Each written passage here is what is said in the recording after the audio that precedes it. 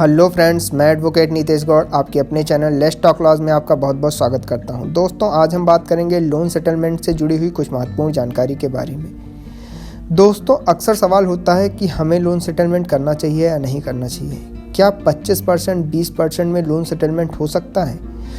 दोस्तों, इस मार्च के महीने में ऐसा कौन सा नियम आ गया, ऐसा कौन सा कानून बन गया जो बैंक की ओर और बैंक NBFC कंपनी के ऊपर लागू हो गया? ये सिर्फ मार्च के महीने में ही ऐसा क्यों हो रहा है? इसी मार्च के महीने में 31 मार्च से पहले सेटलमेंट करेंगे, उसके बाद किसी भी प्रकार से बैंक लोन सेटलमेंट नहीं करेगी। और इन दिनों में अगर आप लोन सेटलमेंट करेंगे तो आपको 75% तक का डिस्काउंट मिलेगा। दोस्तों, यदि आप किसी भी प्रकार का लोन है, चाहे वो सिक्योर लोन हो, अनसिक्योर लोन हो, मकान, दुकान, ज़मीन, कारखाने, scooter, motorcycle, car, jeep, truck, बस का लोन हो, पर्सनल लोन हो, बिजनेस लोन हो, किसी भी प्रकार का कोई भी लोन हो, तो क्या 31 मार्च से पहले 2022 तक आपका लोन सेटलमेंट हो सकता है, और वो भी 75% डिस्काउंट के साथ?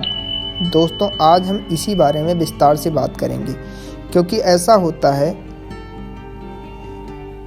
कि बहुत सारे वीडियोस आप देखते हैं, बहुत सारे यूट्यूबर्स हैं जो इस बारे में बताते हैं। मैंने भी बहुत सारी वीडियो देखी जिसमें लोग कहते हैं कि 20% में सेटलमेंट हो रहा है, 25% में सेटलमेंट हो रहा है, 15% में सेटलमेंट हो रहा है। क्या यह सच होता है? अब ये वही बात हो गई कि जान लगी घटने और खैरात लगी बटने। दोस्त, अब आप ही बताओ, अगर आपको किसी से 10 लाख रुपए वापस लेने हैं और वो व्यक्ति कहता है कि भाई मेरे पास तो पैसा नहीं है, ऐसा करो कि 2.5 लाख रुपए वापस ले लो और बात को ख़त्म करो। चलो, माना कि आप उससे अपना ब्याज नहीं लोगे, कम से कम उससे मूलधन तो वापस लोगे, अपना प्रिंसिपल तो वापस मांगोगे ही।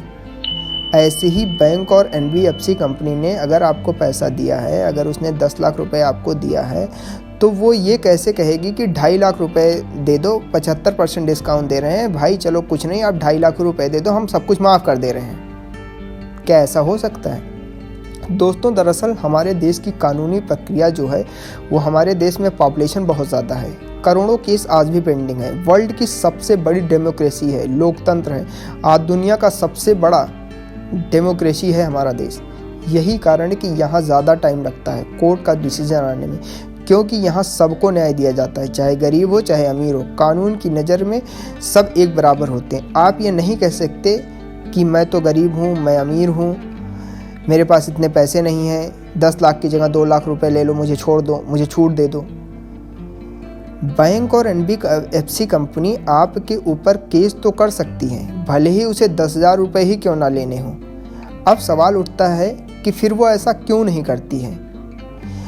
क्यों इन चवन्नी छाप रिकवरी एजेंटों को मेरे पीछे लगा देती है? क्योंकि दोस्तों, उन्हें यह पता होता है अगर वो आपके ऊपर कोई केस करेंगे, सबसे पहले बात, अगर आपके पास पैसा नहीं है तो आप कैसे दोगे, और अगर पैसा है तो इन्हें दे दो, क्योंकि नहीं दिया तो ये बस इतना करेंगे कि आपकी फाइनेंस ख़राब कर देंगे, आपका सिविल ख़राब कर देंगे, फिर आपको लोन कभी नहीं मिलेगा किसी भी बैंक से।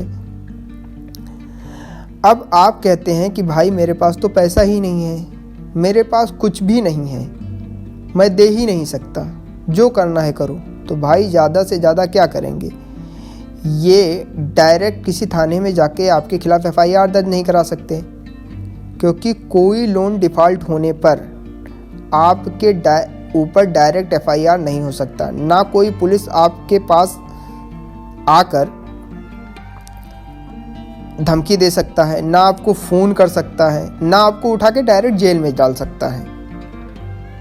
ज़्यादा से ज़्यादा अगर आपने किसी बैंक को चेक दे रखा है तो ये क्या करेंगे, NI एक्ट 138 के तहत आप पर केस कर देंगे, चेक बाउंसिंग का मुकदमा कर देंगे।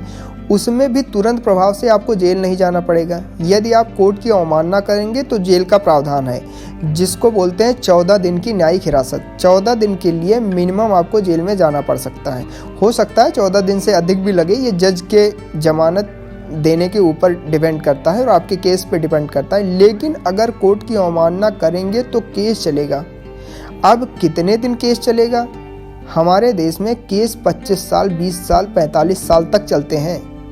माननीय सुप्रीम कोर्ट में जाते जाते तो लोगों के हालत ख़राब हो जाते हैं। कई केस ऐसे होते हैं जिसमें लोग बचते ही नहीं हैं, क्योंकि बैंक कंपनी 16 साल के बच्चों को तो लोन देगी नहीं, 18 साल के बच्चों को तो लोन देगी नहीं। वो लोन देगी एक मैच्योर आदमी को, और मैच्योर आदमी कितना जिएगा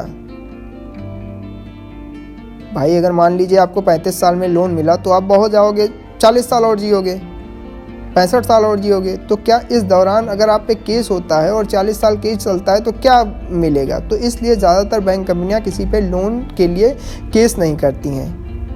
अब वो चवन्नी छाप रिकवरी एजेंटों को आपके पीछे लगा देती हैं कि भैया किसी भी तरीके से सेटलमेंट करो। अब ये चवन्नी छाप रिकवरी एजेंट सेटलमेंट के लिए आते हैं, नोटिस देते हैं, कहते हैं भैया 20% दे दो, 15% दे दो, आपका केस ख़त्म करा देंगे, ख़त्म कर देंगे, मैटर सारा ख़त्म कर देंगे, 10 लाख का मैटर 5 लाख में मान जाएंगे, आप किसी भी तरीके से आ जाओ, मार्च में स्कीम आई है, फलान है, दिमाग है, मतलब दुनिया भर के आपके तमाम तरीके बता देंगे और आप मानने को तैयार हो जाओ। आप इनके झांसे में आए और आपने दिया और ये पैसा लेके चले गए। दोस्तों, ऐसा कुछ भी नहीं है। ये इन चवन्नी छाप रिकवरी एजेंटों के बनाए हुए खुद के फंडे हैं। किसी भी तरह ये आपसे किसी भी तरह से पैसा निकलवा सकते हैं। अगर आप इस तरह का कोई भी सेटलमेंट करते हैं तो एक बात हमेशा याद रखें कि फ्यूचर में आपको कभी किसी कंपनी से लोन नहीं मिलेगा।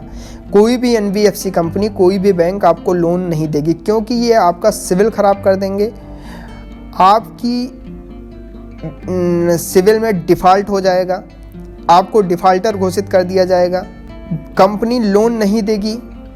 आप इस बात को हमेशा याद रखना। अगर आप ऐसा करते हो तो उसको सेटलमेंट के अंदर कंसीडर करेंगे, आपका सिविल ख़राब कर देंगे, आपको डिफ़ॉल्टर लिख कर भेज देंगे।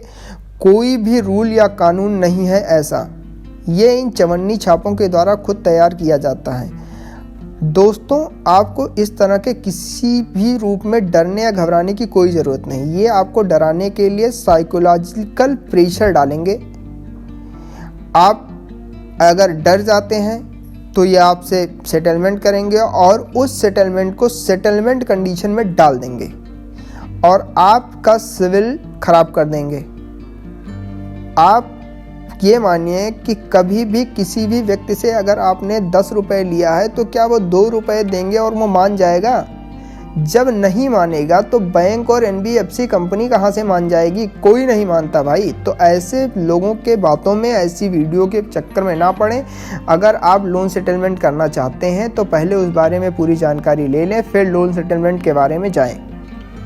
अगर आपका और भी कोई सवाल है तो आप हमें कमेंट बॉक्स में कमेंट्स कर सकते हैं, हम उस टॉपिक पे वीडियो बनाएंगे। आशा करता हूँ कि ये वीडियो आपको पसंद आई होगी। अगर वीडियो पसंद आई है तो हमारे चैनल को सब्सक्राइब ज़रूर करें, साथ ही बेल आइकन भी ज़रूर दबा लें ताकि आने वाली सारी इन्फॉर्मेटिव वीडियो सबसे पहले आपको मिल सके। तो मिलते हैं नेक्स्ट वीडियो में, तब तक के लिए टेक केयर, बाय बाय।